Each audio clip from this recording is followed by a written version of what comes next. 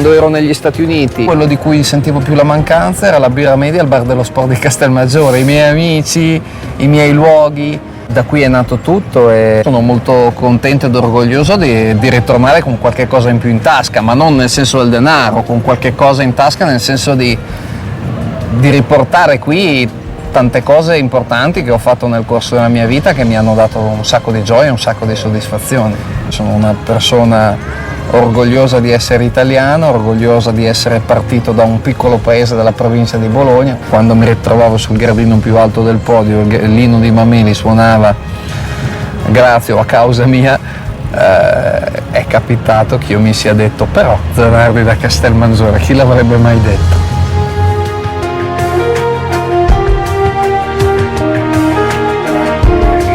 Ciao, siete arrivati.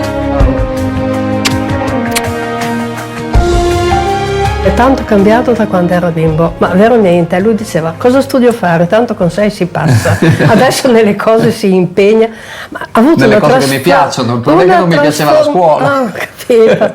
Io da piccolo ero veramente una peste, ma una peste Un buona. Pierino, voleva costruirsi un go-kart da solo, il risultato che fece con 4 rotelline piccolissime e un pezzo di legno, sto carrellino che attaccò al collo di un cane e pretendeva che il cane lo tirasse. Aveva messo una canna da pesca con un pezzettino di carne in fondo, no? Così dal muso del cane. Sì, beh, indubbiamente la passione del go-kart ce l'aveva.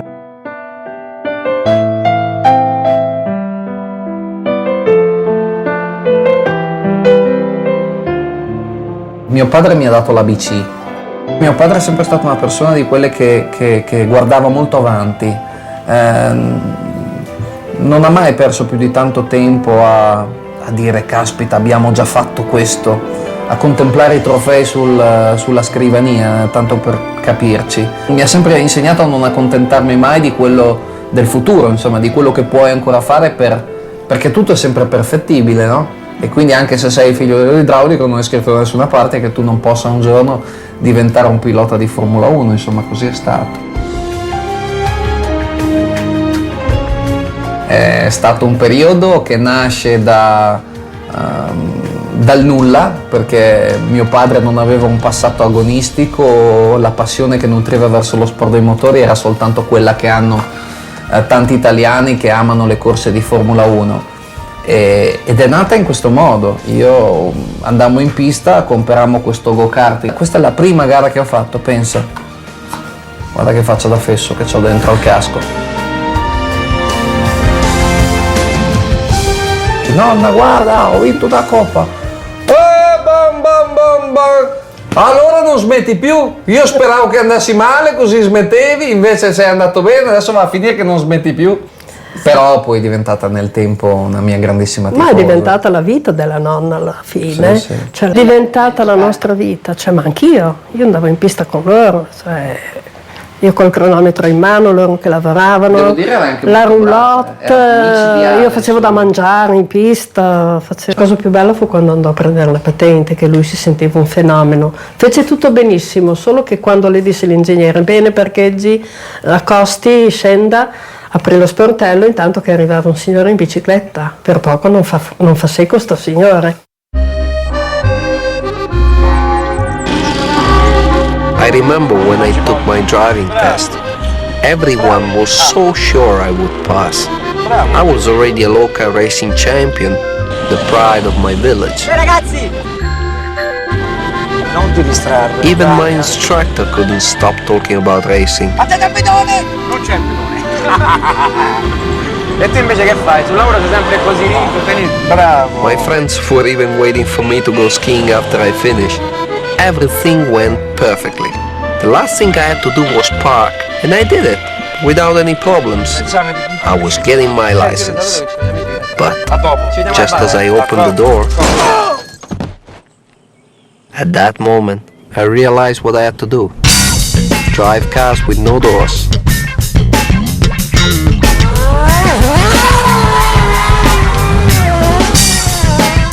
Papi, sì, io ero molto amico di Massimiliano e grazie a questo rapporto di amicizia che si era anche creato credo tra i genitori, perché sì, il padre di Massimiliano stimava molto mio padre. Un giorno a Parma venne da me e disse posso parlarti quando è che vai a correre in Formula 3, eccetera, eccetera. Insomma, per farla breve disse: guarda Alessandro, io ti voglio dare la spinta iniziale, non so quanto costi sto cavolo di Formula 3, ma se riesci a trovare, se la vuoi fare, eccetera, eccetera, te vai tranquillo che almeno metà del budget te la trovo io. E lì io non capivo più niente, perché mi resi conto che insomma era un sogno che si avverava.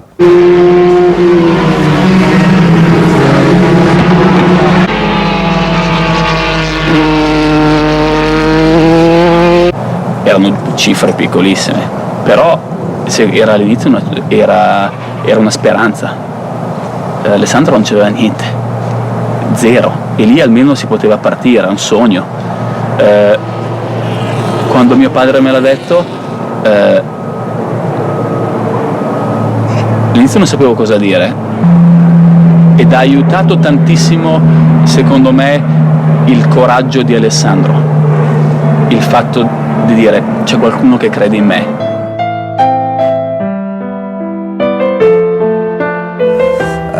Io avevo una sorella che morì in un incidente stradale e quindi oggi da genitore posso capire che dramma si sono ritrovati ad affrontare i miei genitori, e il kart era stata un po' la loro valvola di sfogo.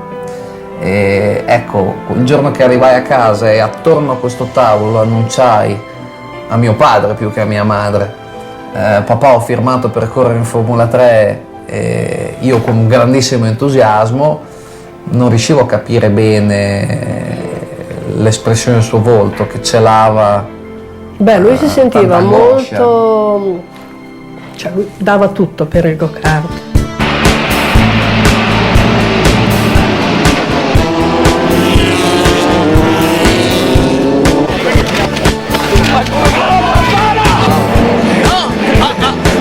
Dai un abbraccio, via!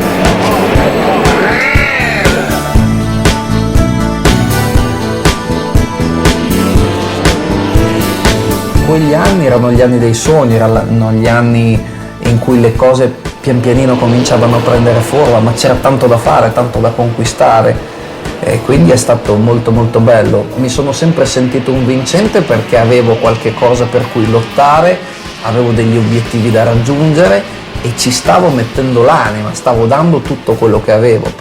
Se ho avuto una capacità determinante, ho saputo metterla in campo nel modo giusto, è stata quella di non scoraggiarmi mai, di crederci sempre, di ragionare sempre da ottimista, e pian pianino i risultati sono arrivati. Questa è l'immagine il giorno della mia prima vittoria in Formula 3 a Varano nel 1990.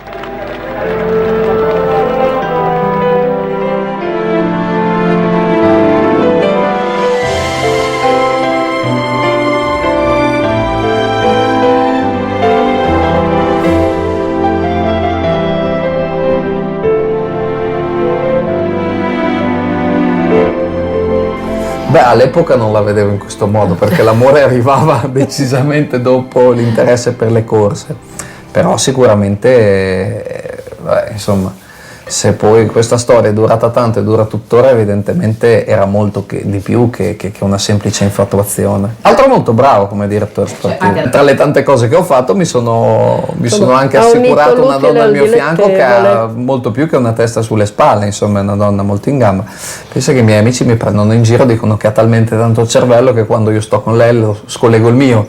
Io non ho mai avuto un manager, ho sempre dovuto essere manager di me stesso, quindi comunque in qualche modo me la sono cavata se sono arrivato dove volevo, però aver avuto lei al mio fianco mi ha aiutato tantissimo, perché comunque quando mettevo giù il telefono lei mi diceva: non hai capito niente, ma non ti rendi conto, eccetera, mi faceva un briefing, io rialzavo il telefono e sistemavo le cose, quindi sicuramente lei è stata determinante per ottenere qualche successo.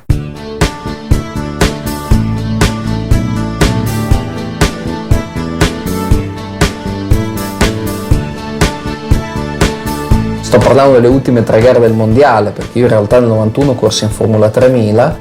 Eddie Jordan aveva messo in macchina Schumacher in sostituzione di Gasly. Schumacher andò subito benissimo, il fatto di non averlo sotto contratto gli impedì di tenerlo al proprio servizio, e il Briatore furbamente lo ingaggiò. A quel punto lui, col dente avvelenato, non voleva più un pinco pallino qualsiasi, era fortemente determinato a trovare subito un altro Schumacher, no? A scoprire un altro talento. Ho detto questa cosa per farmi un complimento, perché poi in realtà venne a cercare il sottoscritto, insomma, però poi le cose non andarono bene. Nel 92 accettai l'offerta di Flavio Briatore, che mi volle a fare il collaudatore per la Benetton, il team che lui dirigeva, e a fine anno rifiutai invece una proposta che lui mi aveva fatto, che ancora oggi mi rinfaccia, e forse ha qualche ragione da questo punto di vista, perché lui mi offrì di rimanere come collaudatore e mi lasciava la libertà di correre eventualmente in un campionato giapponese di Formula 3000, dove avrei potuto anche mettermi in tasca qualche soldino, che all'epoca non avrebbe di sicuro dato fastidio, però io volevo correre. Per cui accettai le lusinghe di Peter Collins e della Lotus, un team che aveva fatto delle ottime cose in quell'anno, ma che, pur promettendo molto bene sulla carta, nei fatti era sull'orlo della bancarotta. Credo che forse in quel momento lì si sia un po' bruciato, perché il consiglio che le aveva dato Flavio era un ottimo consiglio. Credo che veramente pensasse che non valesse la pena finire, credo mancassero 3 gare, non so, alla fine del campionato. E non valeva la pena con una macchina con cui non avrebbe potuto vincere comunque, forse non avrebbe neanche potuto fare un'ottima figura, finire quelle gare lì. Credo che fosse stato un buon consiglio più che un consiglio. Ero molto inesperto, ero ambizioso, è giusto avere delle ambizioni, ma non bisogna confonderle con i propri sogni. In metà stagione persi un po' la testa, feci una serie di errori che per il team furono ovviamente anche molto costosi, e il tutto si concluse con la botta monumentale di Spa, in cui io lì non avevo nessuna responsabilità, ma insomma presi una sventola che mi mise definitivamente fuori dai giochi. Poi nel 96 sono arrivati i primi successi con Ganassi, nel 97-98 2 titoli che in fondo mi hanno riaperto le porte della Formula 1, e quindi nel 99 sono arrivato alla Williams. Io credo di essere un ottimo pilota nel momento in cui sono motivato, sono appagato. Se questa chimica non si produce, io sono sicuramente divento un pilota mediocre, e quindi piuttosto che essere un pilota mediocre come ero stato nel 99 con la Williams, preferì prendermi un anno di pausa, fare il padre, mi ero comprato una barca, dare l'olio al tech e mi ritrovai a domandarmi se era il tipo di vita che volevo, insomma, perché comunque ero molto giovane, appendere il casco al chiodo in quel modo era una cosa che mi rodeva parecchio, quindi decisi di ritornare a correre.